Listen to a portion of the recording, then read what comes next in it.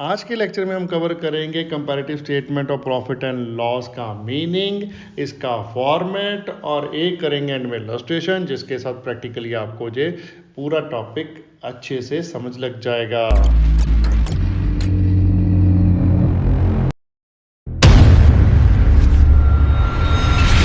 Hello दोस्तों, welcome back to tips.com। मैं हूं आपका अपना अकाउंटिंग दोस्त सरबजीत सिंह। चलिए कंटिन्यू करते हैं अपने chapter comparative statement and common size statement को, जिसमें आज हम टॉपिक कवर करने वाले हैं comparative statement of profit and loss. Comparative statement of profit and loss या फिर इनकम स्टेटमेंट का मीनिंग समझने से पहले हम प्रॉफिट एंड लॉस का मीनिंग समझ लेते हैं क्या होता है। Statement of profit and loss या फिर इनकम स्टेटमेंट शो करती हैं बिजनेस ने एक पर्टिकुलर पीरियड में कितना प्रॉफिट अर्न किया है या फिर लॉस इंकर किया है एक पर्टिकुलर पीरियड में। ओके, अगर आपने statement of profit and loss अच्छे तरीके से नहीं पता कैसे इसमें प्रॉफिट कैलकुलेट करते हैं, कैसे लॉस निकल आता है और क्या फॉर्मेट है, अगर आपने वो जाना है तो प्लीज़ मैं आई बटन में आपको लेक्चर दे रहा हूँ अपना, उस वीडियो को जाकर देखिए, आपको बहुत अच्छे तरीके से समझ लग जाएगा। हमने ये टॉपिक बहुत अच्छे तरीके से कवर किया है। Part second of schedule third of company act 2013 के जो शेड्यूल फॉर्मेट दिया हुआ है ना हमें प्रिस्क्राइब्ड इनकम स्टेटमेंट का या फिर स्टेटमेंट ऑफ प्रॉफिट लॉस का, वो भी बहुत ही अच्छे तरीके से एक्सप्लेन किया है। एक एक आइटम एक्सप्लेन किया है कि उसमें क्या आना है, क्या जाना है, सारा कुछ, तो आप उसको भी चेकआउट कर सकते हो। ओके, अब comparative statement of profit and loss या फिर इनकम स्टेटमेंट क्या होता है कि जब हम 2 साल या 2 साल से ज़्यादा के इनकम स्टेटमेंट्स को आपस में कंपेयर करते हैं तो उस चीज़ को हम बोलते हैं comparative statement of profit and loss या फिर इनकम स्टेटमेंट। ओके, सेम चीज है जैसे कंपैरेटिव बैलेंस शीट है, इसमें भी हम एक कंपोनेंट को उसके नेक्स्ट ईयर के या फिर प्रीवियस ईयर के वैल्यूज के साथ कंपेयर करते हैं। एक सिंपल एक कंपोनेंट को, ऐसे नहीं है कि दो कंपोनेंट्स के बीच में हम रिलेशनशिप देखते हैं, वो इस स्टेटमेंट में नहीं होता। कंपैरेटिव स्टेटमेंट में हम सेम कंपोनेंट का 2 साल में वैल्यू देख के 3 साल में 4 साल में उसको आपस में कंपेयर करते हैं। ओके, बहुत इजी है इसको भी समझना, लाइक अ बैलेंस शीट ही है। अगर आपको फॉर्मेट आ गया तो आप कंपैरिजन कर सकते हो, कुछ मुश्किल नहीं है। तो स्कोरिंग चैप्टर अगर आपको एग्जाम में क्वेश्चन आ जाता है तो। आगे बढ़ने से पहले मैं आपको एक बात बहुत ही ज़रूरी बताना चाहता हूं कि अब हम प्ले स्टोर और ऐप स्टोर में भी अवेलेबल हैं। दोनों ही ऐप्स के लिंक आपको डिस्क्रिप्शन में मिल जाएंगे और आप चेकआउट कीजिए। वहां पर हमने जो फ्री में स्टडी मटेरियल डाला हुआ है वो आप चेक कर सकते हो और उसके बाद हमने वहां पर PDF सोल्यूशन भी डाले हुए हैं। चैप्टर वाइज सोल्यूशंस आपको बुक्स के मिल जाएंगे इन PDF फॉर्मेट। ओके, और आने वाले कोर्सेज जो हम ट्यूशन स्टार्ट कर रहे हैं ऑनलाइन सबके लिए, बहुत ही मिनिमम प्राइस में हम स्टार्ट कर रहे हैं, तो वो भी आप सब्सक्राइब कर सकते हो। जो भी +1 के स्टूडेंट हैं, ठीक है, वो +2 के कोर्सेज सब्सक्राइब कर लीजिए। आ रहे हैं बहुत ही जल्दी, ठीक है।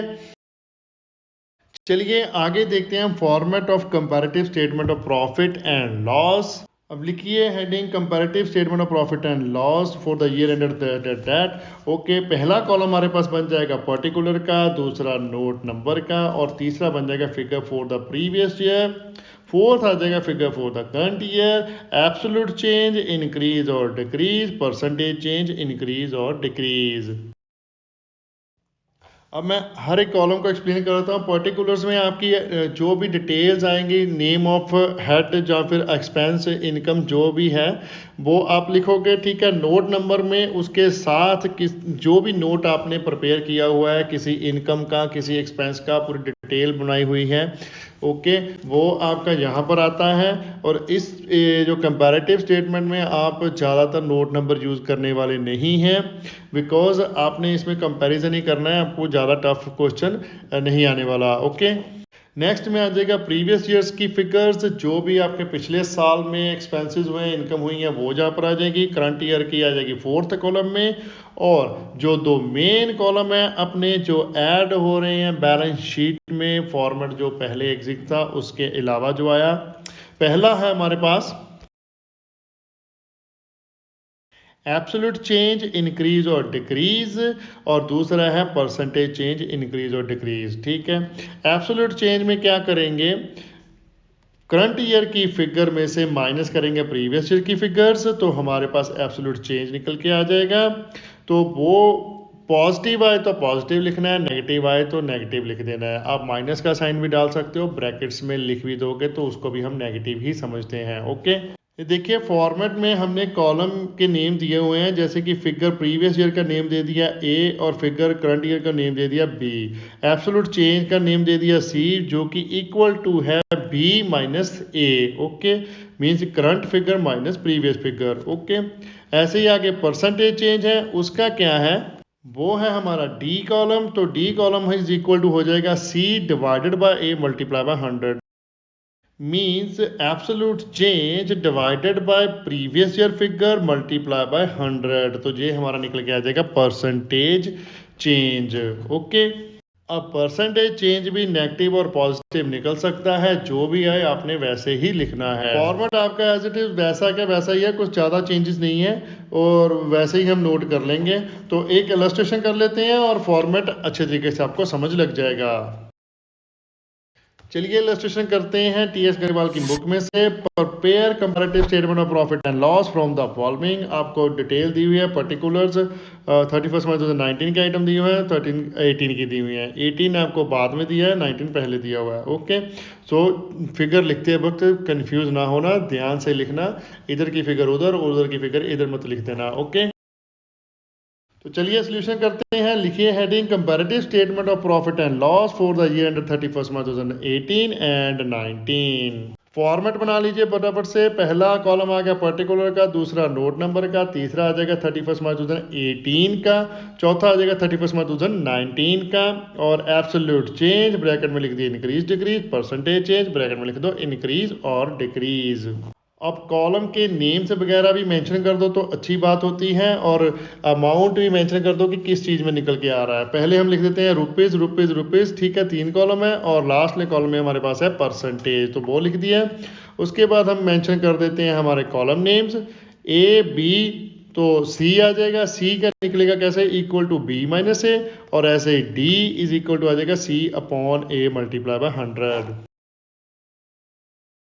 तो चेक करिए, सबसे पहली आइटम है हमारे पास revenue from operation net sales. 19 की है 5 लाख और 18 की है 3,20,000। तो लिखिए item revenue from operation net cell कितनी आ गई, 18 की आई है 3,20,000 और 19 की 5 लाख। अब एब्सोल्यूट चेंज निकाल लेते हैं इसमें से, 5 लाख माइनस 3,20,000, तो ये निकल के आ गया हमारे पास 1,80,000। और परसेंटेज चेंज निकाल लेंगे तो ये आ जाएगी हमारे पास 1,80,000 डिवाइडेड बाय 3,20,000 मल्टीप्लाई बाय 100, तो ये हमारा अमाउंट आया 56.52%। चलिए आगे हमारे पास दिया हुआ है purchase of stock in trade. 19 का 4,50,000, 18 का 2,50,000। तो एक्सपेंसेस बनाते हैं। दूसरा पॉइंट, एक आइटम लिखो उसमें purchase of stock in trade. 18 में लिख दीजिए 2,50,000 और 90 में कितना था 4,50,000, तो लिख दीजिए 4,50,000। और एब्सोल्यूट चेंज आ गया इसका 2 लाख।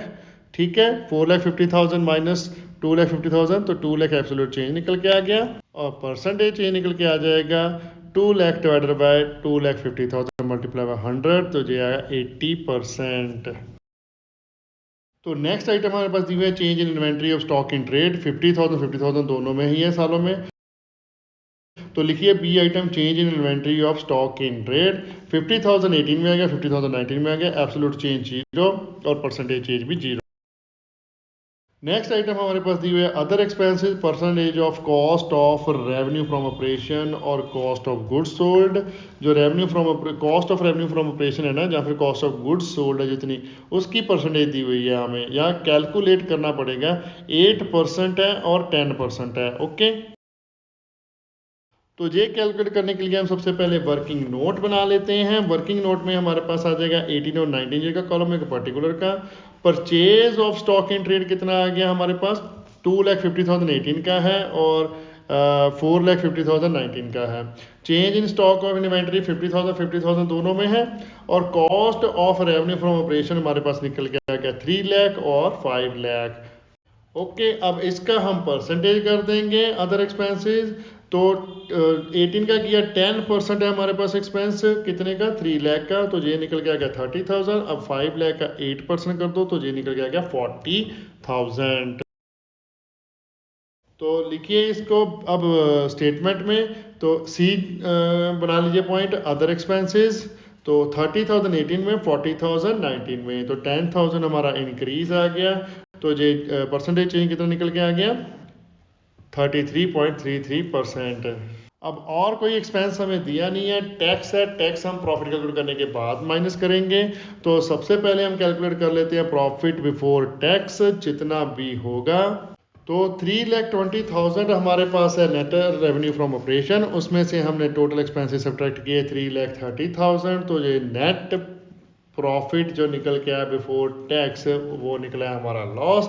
तो माइनस में आई फिगर 10,000 और 2019 में भी आई 40,000 माइनस में। ठीक है, वो 5 लाख से माइनस किया 5,40,000 हमने। Okay, so profit before tax का एब्सोल्यूट चेंज कितना आ गया, 40,000 माइनस 10,000 किया तो ये कितना 30,000। या फिर आप कर सकते हो 1,80,000 से भी माइनस कर सकते हैं 2,10,000, तब भी 30,000 ही आएगा। ओके, परसेंटेज चेंज निकाल लेते हैं। 30,000 डिवाइडेड बाय 10,000 मल्टीप्लाई बाय 100, तो ये निकल गया हमारा 300%। अब लेस कर देंगे टैक्सेस। अब टैक्सेस क्या है कि लॉस है तो टैक्स कोई भी नहीं बनता, अगर प्रॉफिट होता तो टैक्स लगता, क्योंकि हमें दिया हुआ है टैक्स प्रॉफिट का 30%। ओके, तो 0 टैक्स आ गया, सेम ही फिगर आ जाएंगी प्रॉफिट आफ्टर टैक्स।